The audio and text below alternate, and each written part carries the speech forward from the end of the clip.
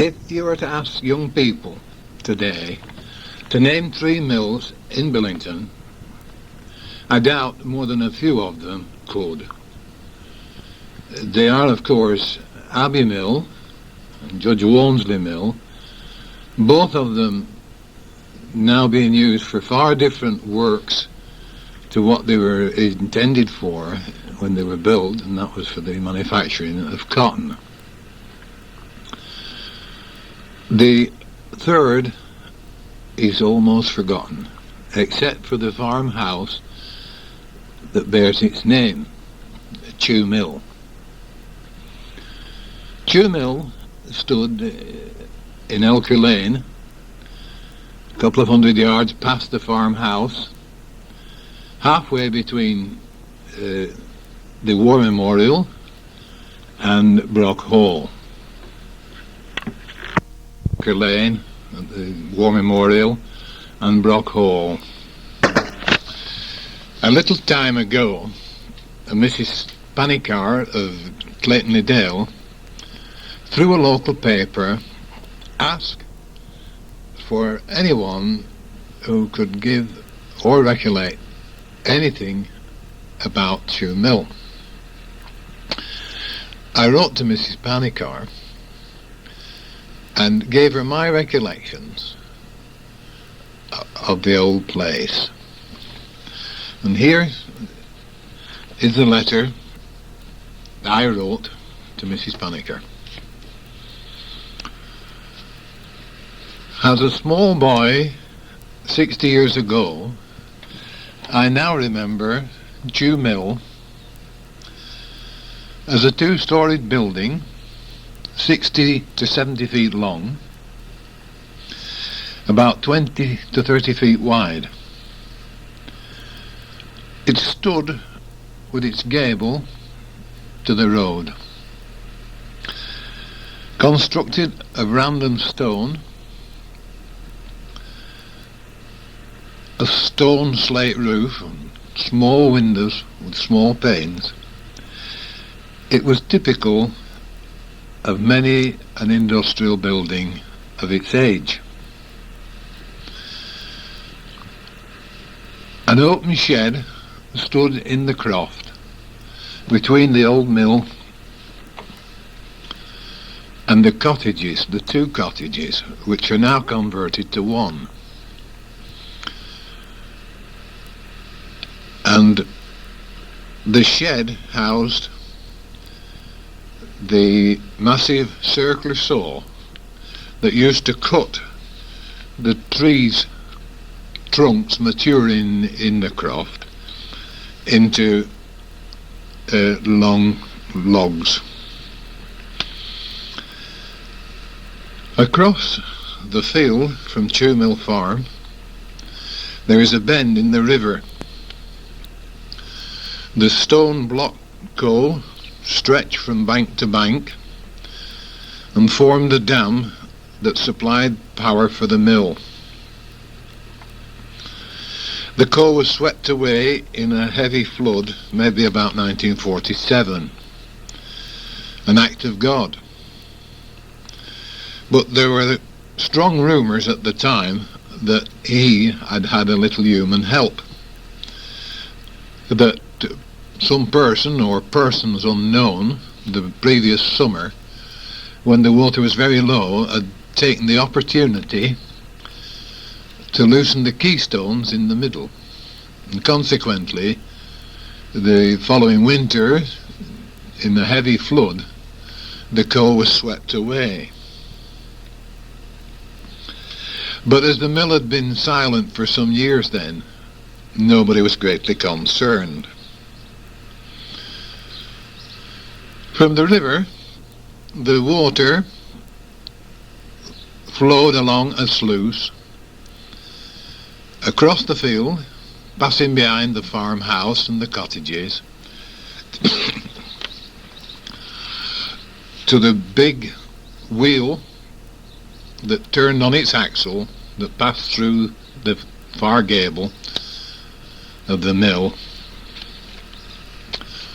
As the water fell from the wheel, it continued along a sluice by the roadside till it joined Bushburn Brook just below the bridge, and consequently back to the river. Almost all the mill's production was for the cotton trade,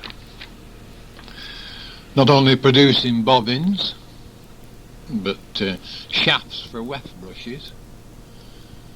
A weft brush was used by the weaver to clear and clean all the fluff and down from the loom and surrounding machinery. It was a hand brush about 2 feet in length, with as many bristles as you would find on an ordinary hand brush. And the shafts were turned on a lathe, of course, and then drilled with the holes to carry the bristles. Sweeping brushes, heads, were also produced for the stiff brush for the yard or the soft sweeping brush for indoors, and these were first turned as a roller, and then the roller was sawn in half lengthwise, giving 2 flat surfaces, which were then drilled with the numerous holes. On a Saturday morning, the week's production would be loaded onto a flat horse lorry and transported to Blackburn to a firm who I believe their name was Shaw, who fitted and sealed in the bristles with pitch. Another of their products was the rollers for the old ringing machines. These were not small in themselves. The rollers would be anything up to 3 feet long and 9 inches thick. And I should imagine that these would be taken up by Taylor of Accrington, Taylor Wilson, who made the monstrous machines that used to wring out the washing. But a local do-it-yourself mangle repairer could order and get at any time a pair of rollers to renew his machine with.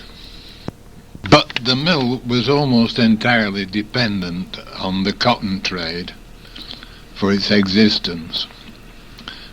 And the terrible almost collapse of the cotton trade and the depression of 1929 and the early 30s was, I think, the beginning of the end for the old mill.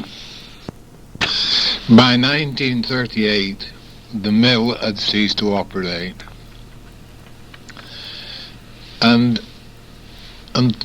remained empty, I think, for some time, until the start of the war in 1939, and as the blitzes increased on Manchester and Liverpool and such places, bivvies, the corn millers and cattle food manufacturers, used the old place to store cattle food for this area away from Liverpool.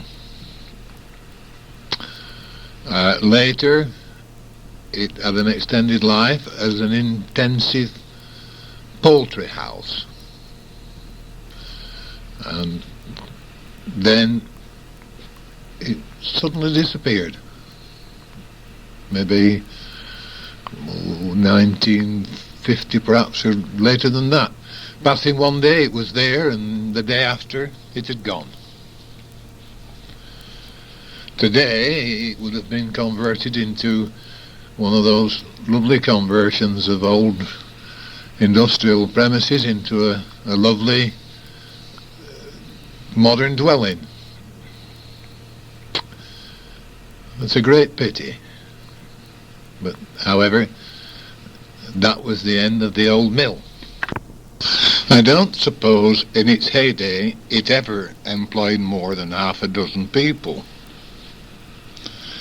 The Wiggins family operated the mill and had been there for many years, and some of the family were employed in the mill.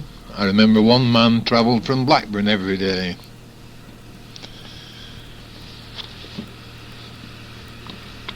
"60 years ago, most boys, lads, had a truck, an apple box mounted on 2 wheels with a pair of shafts, or maybe even an old pram.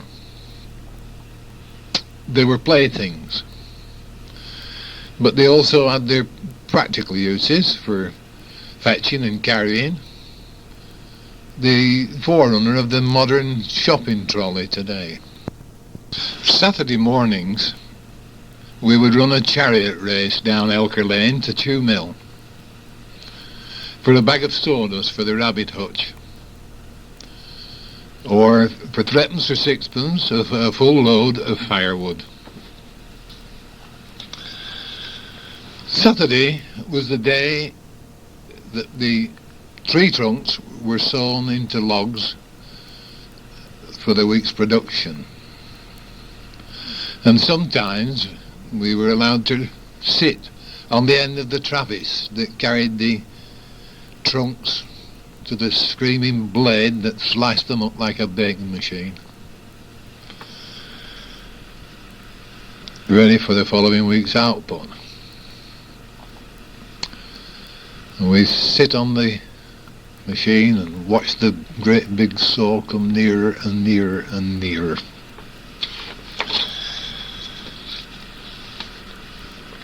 Other mornings we crept into the mill to watch the lathe turning the brush shafts and heads, the bobbins, and were fascinated by the machines which, on a downward pull of a big lever, drilled 10 or a dozen holes at once in the heads for the bristles. The overhead drive shafting, turned by the flywheel on the axle of the water wheel, vibrated and seemed to shake the whole building. I know little of the previous history of the site, but I think some sort of woodworking must have been carried on there even before it was a fulling mill. About 15 years ago, at Hillock's Farm, Billington, not to be confused with Hillock's Farm at Old Lengo, a barn was converted to a dwelling, and during the course of the work an oak lintel was discovered with the inscription D-Chew 1726, and Mr. Yates, the then owner, discovered that the lintel had come from Chew Mill. It becomes obvious from Mrs. Pannikar's research and notes that Chew Mill and the area around it was of far more importance than it is today. Judge Walmsley, who at one time owned the site, and his seat was at Hacking Hall, was a very astute man, and it seems to me that why did the area around Chew Mill decline, and unwittingly maybe Judge Walmsley was responsible for it. It's obvious, as I said, that there was more to it than just a wood mill or a corn mill. Behind the mill and the farmhouse is the largest field in Billington, and its name is Castle Field. its boundary is the river, which flows in a great arc around the field, and as it goes on its way to Potterford and meeting the River Ribble. The other end of the field, by the mill Co, at one time was the ford, Castle Ford. The road from Whalley, known as the Sands, passes under the arches and by the side of Cross House and follows the river. The road from Cross House along the riverbank is found on the ordnance map as Riddings Lane.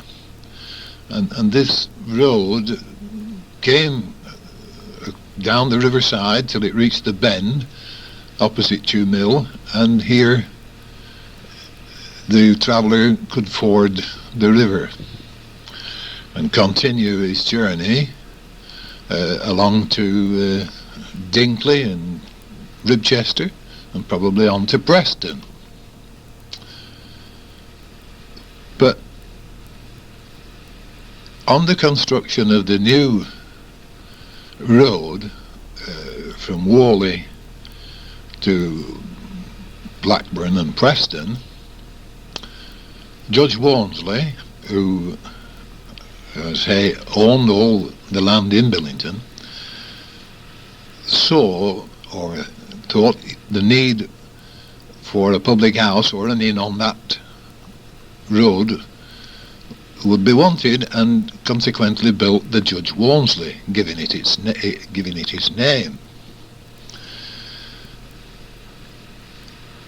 Taking the license from Chew Mill farm house, which at one time was an ale house, and he transferred it to the Judge Walmsley.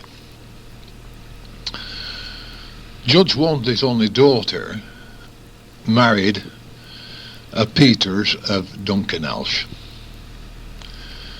and that is how the Duncanalsh estate came to own the land and farms in Billington.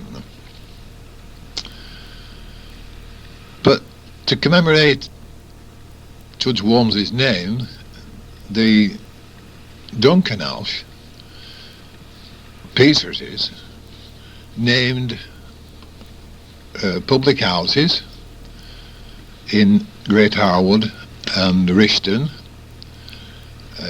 each of them having their Walmsley Arms or Walmsley Hotel, and each town has its Walmsley Street. And this is something the Peters did to commemorate the name of Walmsley. They also named the Petrie Arms at Billington, giving it their name. Thus the link is established between the two.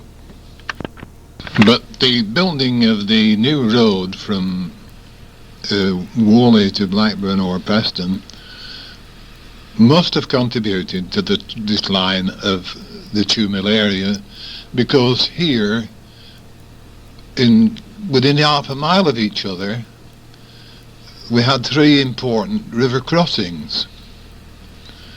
Hacking Ferry across the Ribble, and Potterford across the Calder, taking the traveller onto Mitten and Clitheroe, and the Castle Ford crossing from Chew Mill onto the Whalley side of the river and taking travellers on from Whalley to Sabden and Reed and Burnley and that area. At the far side of Castle Field is a mound which may be have housed a fortress or castle of some kind from which the field derived its name. And the field is also suggested as a site of the Saxon Battle of Bilango. In her notes, Mrs. Pannikar refers to not only a corn mill, but a fulling mill, and various people residing there, and mentions schoolboy vandals. The schoolboys would be on their way to and from school at Old Lango. The schoolhouse is still there in the churchyard, although it's now converted to a dwelling.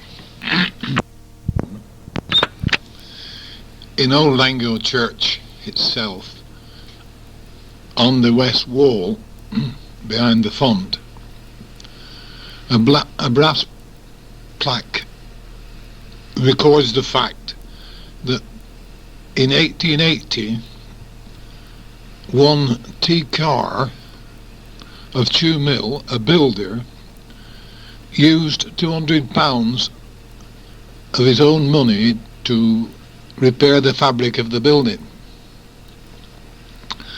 Apparently, the congregation and parish were then committed at that time to building the new church of St. Leonard's, and had decided to abandon the old church.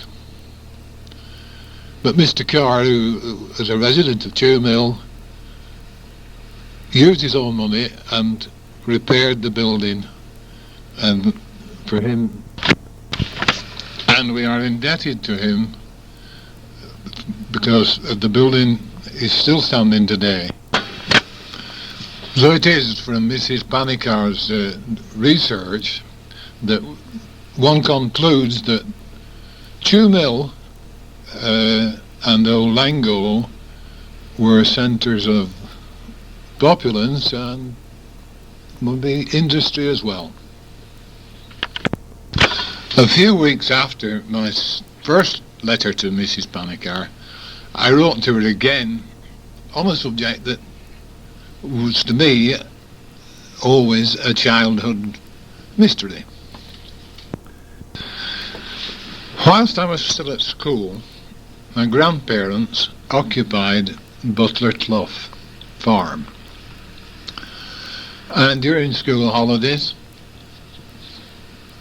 myself and several schoolboy friends used to play around the farm and the farm buildings, and I suppose to get a bit of respite and peace, occasionally my grandmother would say, here are a few rock buns and a can of milk, and off with you and have a picnic at the Roman Wheels. Well, we would climb Butler Clough to Moor Lane and then take the road to Great Harwood. Not far past where the turn off to Whalley Banks joins the Harwood Road, the road bends sharply to the left. And here we would climb the wall, and in the field and on the high ground was an outcrop of rock. And lying there are two large stone wheels. We would sit on the wheels and eat our buns and milk and drink the milk and talk about Boadicea and Roman chariots and fantasize as children do. But as I grew older, I realized that the wheels were actually millstones. And they seemed to be in good condition, in fact unused, and the only sign of wear was from the elements. Well, the mystery was, to me, why? Why were they there? Were they carved there and never used? Maybe intending to transport them to some other site? Or were they all that remained of a corn mill that had stood there at some time? Well, Mrs. Pannikar more than thanked me for the 2 letters by giving me the whole of her research into Chew Mill, and for that I'm indebted to her. But in her notes to me, she does confirm that they were millstones, and they were no doubt intended for the Chew Mill. Apparently, millstones, whilst grinding the corn, also ground each other away, and had frequently to be replaced. And when a suitable rock or stone was found, several millstones would be carved and left there and conveyed to the building that they were to be used in when required. And she said no doubt that these stones were intended for Chew Mill, and they would have been transported to the mill by horse-drawn sledge. Well, a horse-drawn sledge is nothing new to me, because during my youth the whole of Billington Moor, from Nabfoot to Cronshachair, the farms there used a sledge during hay time to drag the hay up or down, whichever the case may be, to the farm buildings, because the terrain wasn't suitable for a cart, and it was much easier and quite easy to drag a sledge loaded with hay. And so I was not surprised when they would be used for transporting the millstones. So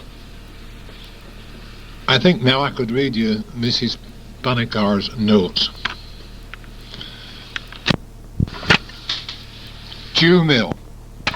There has been a water mill at Chew for some 600 years. From the corn mill in Billington, granted by Henry de Lacy to Henry de Hacking in 1328. The corn mill and fulling mill, and later the bobbin mill, which finally ceased working in 1938. It seems remarkable to me that without modern surveying techniques, men appreciated that digging out a channel at the beginning of the meander of the Calder and joining it to the bush burn, enough head of water would be gained to turn a water wheel. The Chew estate, the name derived from Le Show, Old English for Joe, or Low Dutch shoe, and possibly descriptive of the land jutting into the river, represented half of the Ville of Billington. It was granted to Whalley Abbey about 1332. The title is said to be extremely complicated and perplexed. It had been conveyed by Adam de Huddlestone to Geoffrey de Scrope. The estate's position on the opposite bank to the Abbey side of the river, and its proximity, as well as its valuable turbary and quarries of good stone, made it suitable for the Abbey buildings, and it is no wonder that it made it a most desirable acquisition. And it is no wonder that Geoffrey Le Scrope gained the proud title Amici Specialis Huae Domus, by his grant of the Chew estate to Whalley Abbey. After the dissolution of the monasteries, the Abbey estates were in the possession of the Crown. The survey made at this time notes that the manor place is clearly decayed, and mentioned where the place stood, but plain ground.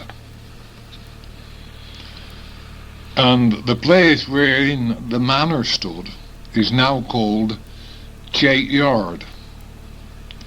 It would seem, therefore, that the Chew family no longer lived at the original manor house, and in fact are later recorded as building a new house at Potterford in 1562.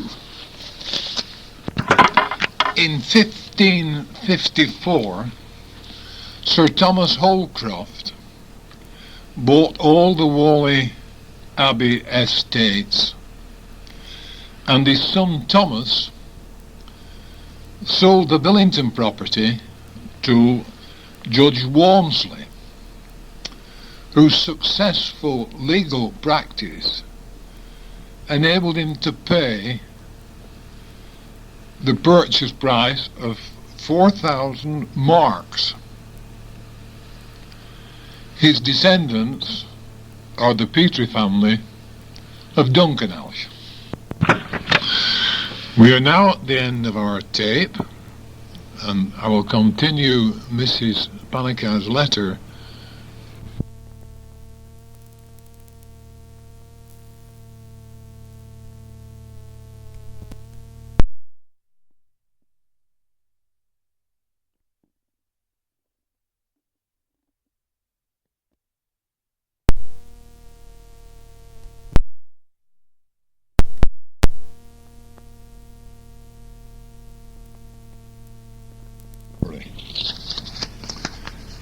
There was only one water wheel, and the corn and fulling mill had to share the water.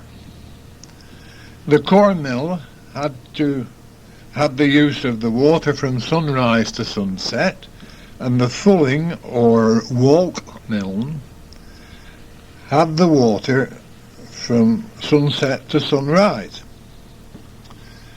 The fulling mill had to pay a water rent of 4 nobles per year, and later 26 shillings.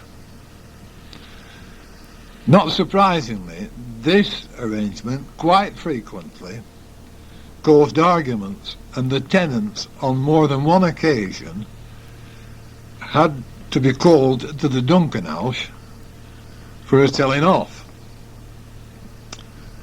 The Walmsleys had taken great interest in their mill and written into the leases of various farms such as Anderton's, Snodsworth, Boardman's, Pollard's, Jack Lane House, Dewart's, and Whitehalsh and Colliard's and Ash's farm was a requirement to have the corn ground at Chew Mill, and to provide a cart if one was kept, and also to provide a helper once a year to scour and clean Chew Mill Dam. For some reason, the castle field was leased to the Ashertons, who had bought the Abbey estates on the Whalley side of the river, and Dame Anne, Judge Walmsley's heiress, sold the castle field to the Ashertons in 1652. Consequently, the mill stream then became the boundary line. A dispute arose concerning the ownership of the mill.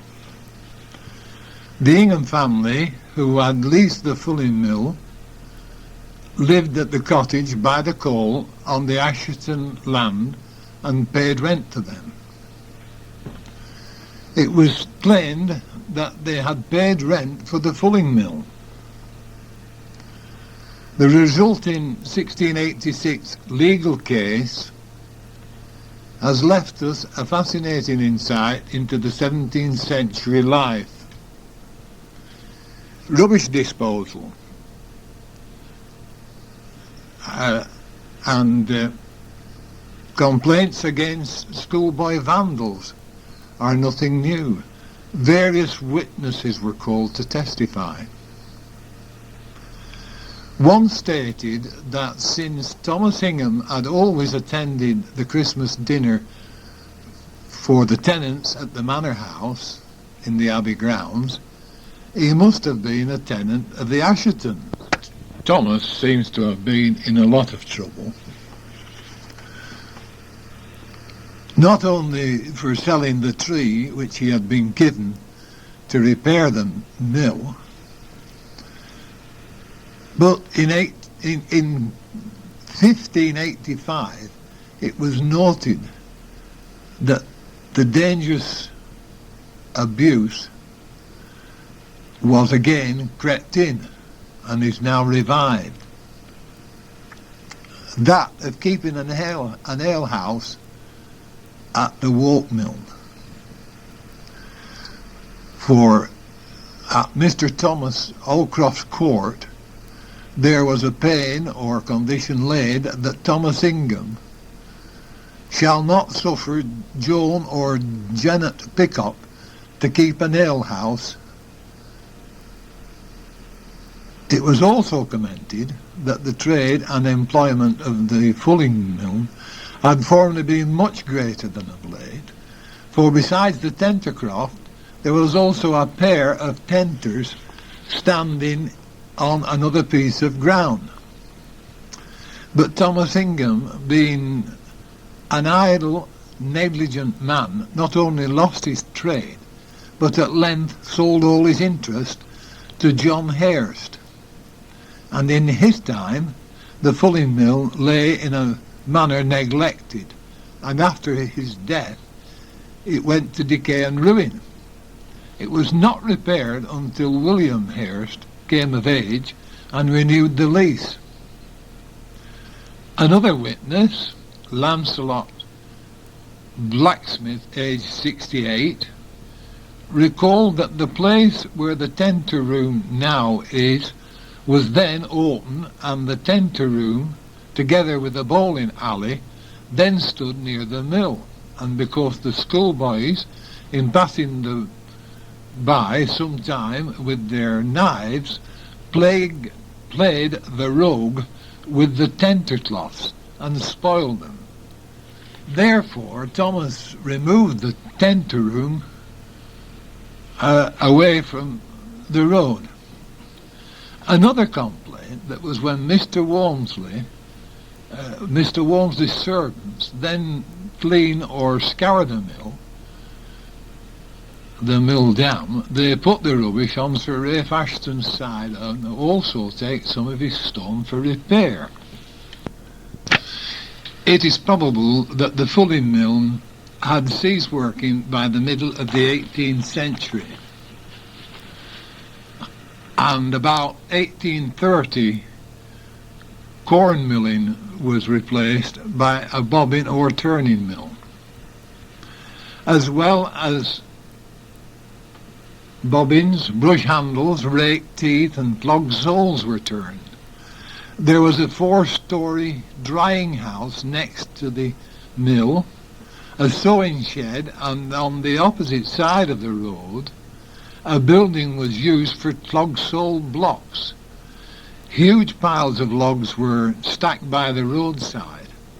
Today all these buildings have been demolished and the site cleared. In the later years of the 1930s, it is said by the present members of the Wigan family that the mill was quite uneconomic. Some of the children worked in local mills or on farms to enable their father to continue in his chosen lifestyle. and each morning the sluice gate would be opened and shut again at 5 o'clock in the evening. A big hole appeared in the weir, and the rush of water through swept away about 3 acres of the castle field. Attempts were made to get the beaters to repair the weir, and eventually they bought back Castlefield. The weir had outlived its usefulness and was finally demolished about 1950. Almost the last use of the building were as they had started, for corn.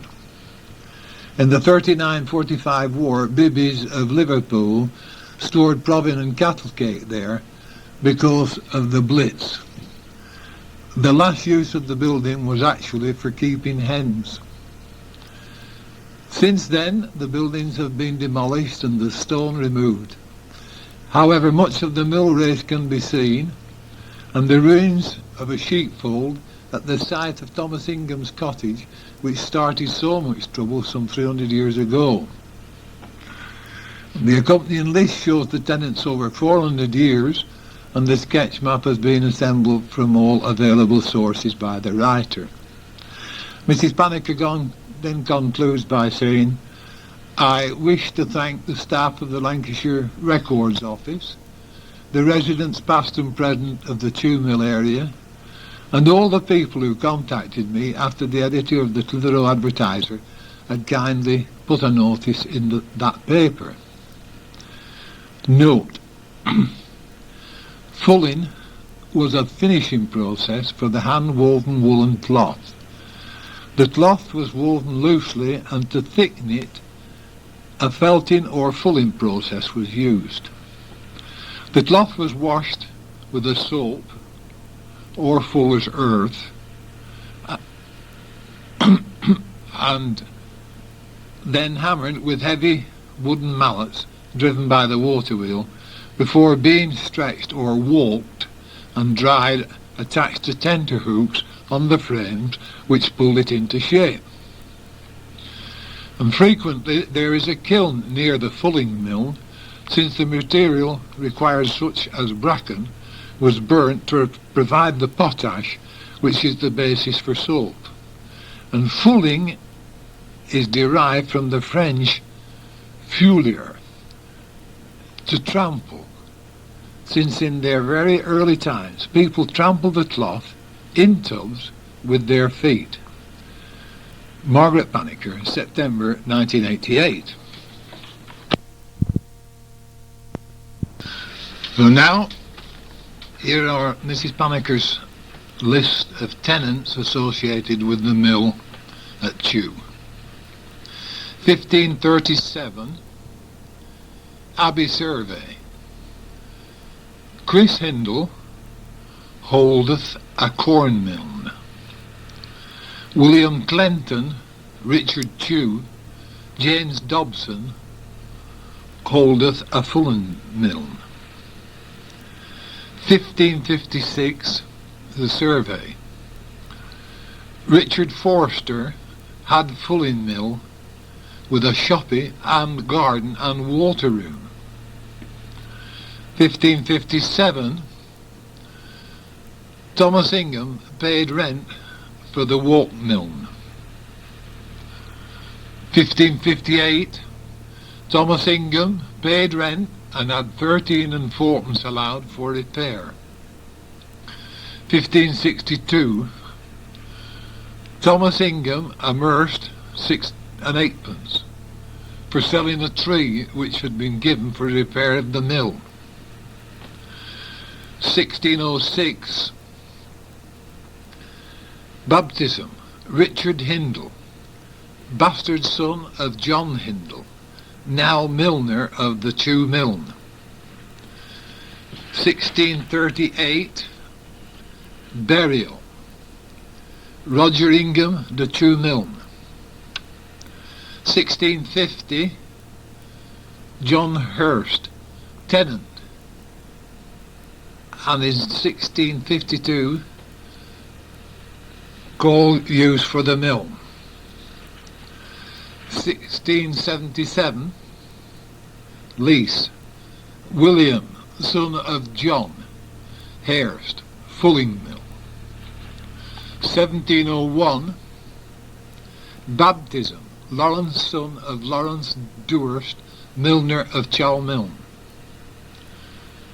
1702, burial, Susanna, daughter of John Wigan, from Chew Mill. 1709, burial, Susanna Wigan, widow, from Chew Mill.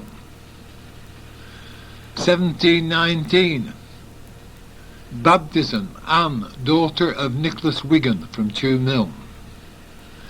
1722, marriage, Thomas Woolworth, miller of Chew Walk Mill, and Elizabeth Chew of Whittams.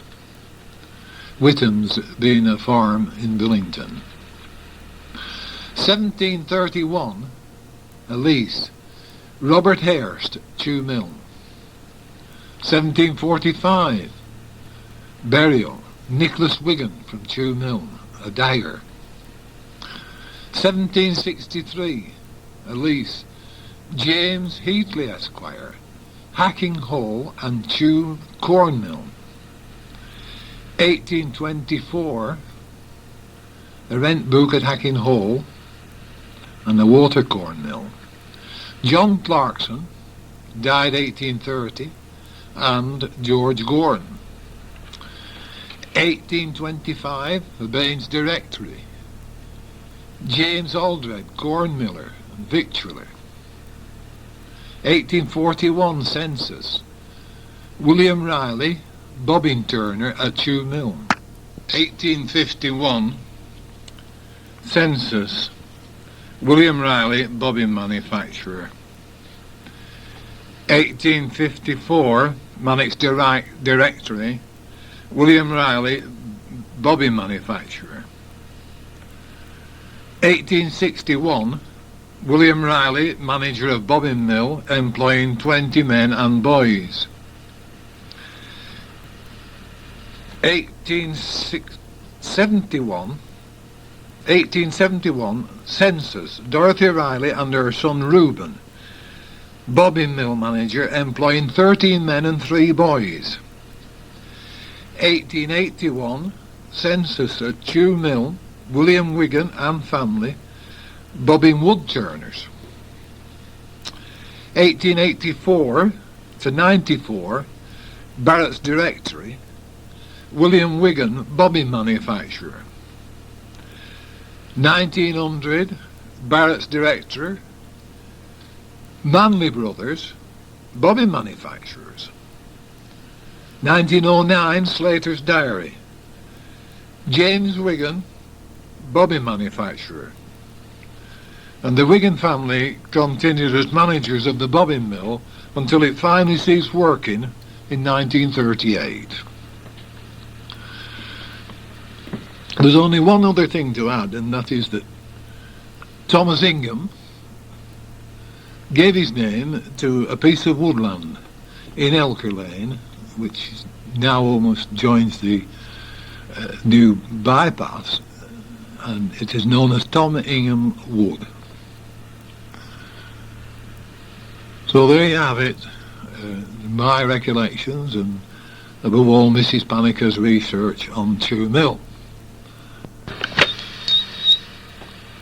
Now, if the listener is still interested, here are my recollections of the Judge Walmsley Hotel. The Judge Walmsley outwardly hasn't changed very much, except that for around about 1931 or 2, the random stone of which it is built was rendered with cement. And apart from that, the outward appearance of the building is unchanged. But there have been many, many changes inside. And my recollections are that, for instance, the front doorstep was paved with flagstones which was a sacrilege really, because underneath those flagstones is an Italian mosaic floor, and worked in the mosaic is the picture of a judge in his wig. Now, why anybody should want to cover something like that up, it's beyond thinking these days. However,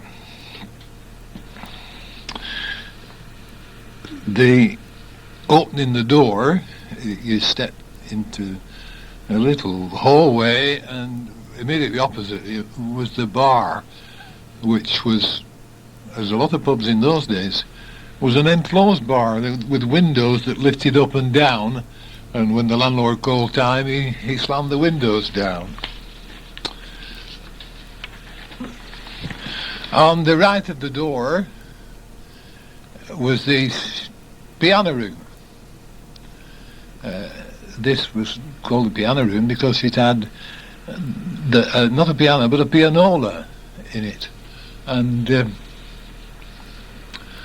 had only one tape that had come with the piano, and someday the landlord would put this roller tape in and pedal away, and Lily of the Goon and Back Up Your Troubles and Daisy Daisy would come rolling out of the piano, and the keys going up and down on their own, as it were.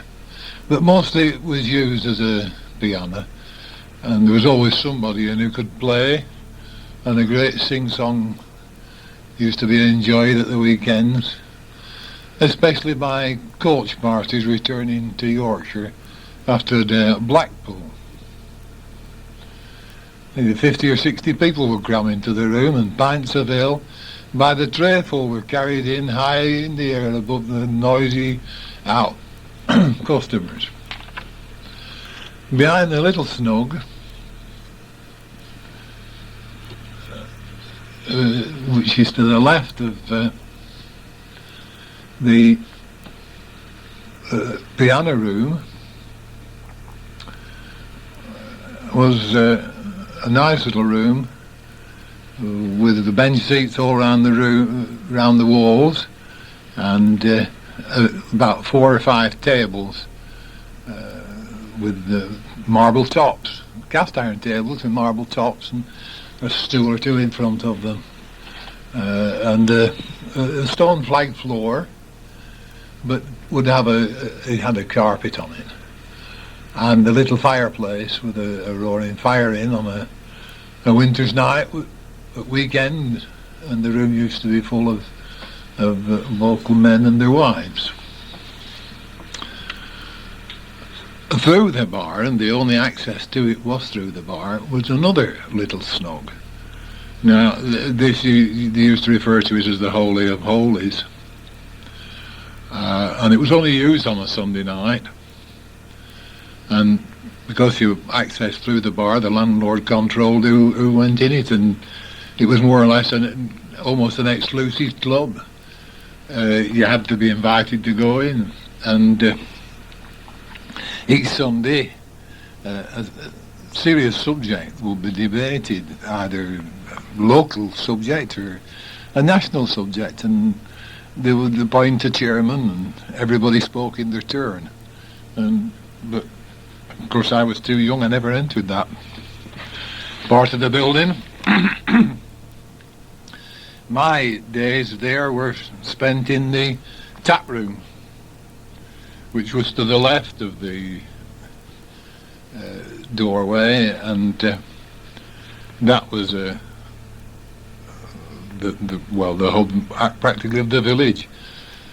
It had a flagged floor, 6 white wooden scrub top tables were arranged on each side, 3 on each side of the room. Bench seats ran all the way around the room, and stools on the opposite side of the tables. On 3 of the tables were sets of double 9 dominoes. And on the other one, fourth table, was a shove 8 board, and always the list pack of dominoes available there. And the remaining 2 tables, one was always kept empty, except for the beer it carried, and the other one was used for the very serious game of tippet. Tippet was played by 6 players, 3 on each side, captain sitting in the middle, and the object of the game was to hide a small object such as a shirt button or a thimble in one of the this is 6 hands, and this was done by concealing the hands under the table, and the captain, who sat in the middle, distributing the cotton, as it was known, the button or whatever, into one of the fists, and then on the word up and close them, all the 6 fists clenched together would come up onto the table. The opponents then had to guess which hand held the cotton. Now, it was a very, very serious game, and a lot of studying went on as to which hand it might be in. And there were all sorts of hands displayed, the weavers and the gnarled hands of labourers and farm workers. It took a great deal of science as to discern which hand was in it. And whoever, if you found the cotton, then it was a point to your side.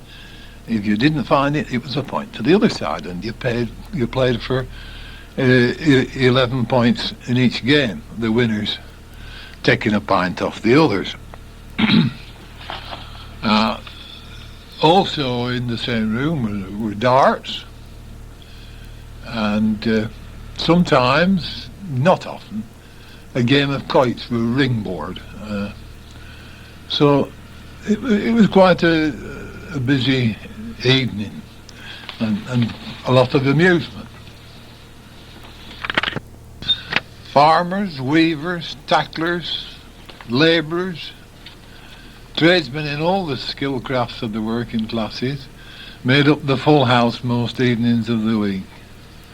Farmers bought and sold livestock. Hen and pigeon keepers showed and sold their prize birds. Farm dogs lay under the bench seats, watching and growling at each other. An occasional dog fight took place. And the landlord would be heard to shout, "Keep them damn dogs quiet." And unnoticed, one night, amidst all the noise of the domino playing and the tippets and one thing and another, a crafty old sheepdog made successful love to the landlord's prize spaniel. Well, he wasn't too pleased about that, but it was great guffaws and laughter, but the landlord threatened to throw everybody out. However, the thing blew over, and a few weeks after, the pups were on display in the tap room in a clothes basket. But the pups never knew their father, because he was banished from the room forever. And so were other dogs for a time, but later on they crept back again. The human grandfather stood pints all round that night, and all the pups found good homes, although, as I said, they never knew their father. Rent day at the Judge Walmsley was a traditional farmer's holiday. The Judge Walmsley and the Peter Arms were both owned by the Peters family of Dunganelsh Estate, and rent days were held at both venues alternatively. I think the terms Michaelmas and Lady Day, that's March and September, when the rents were due. The snug was converted into the estate agents for the day, and he sat in there and collected the rents. And at 11:30, the farmers dressed in their Sunday best began to arrive and to pay their hard-earned money over to the estate agent. But free ale was available to all who paid, and at 12:30 a free lunch was served, usually potato pie and apple pie, followed by more free drink. The party would go on until the 3 o'clock when the pub closed for the afternoon. Then most of the gathering, in varying moods of jollity, made their way home to the afternoon milking. Some, and it was always the same some, the same usual few, were still in the tap room when the landlord called time at 10:30 that night.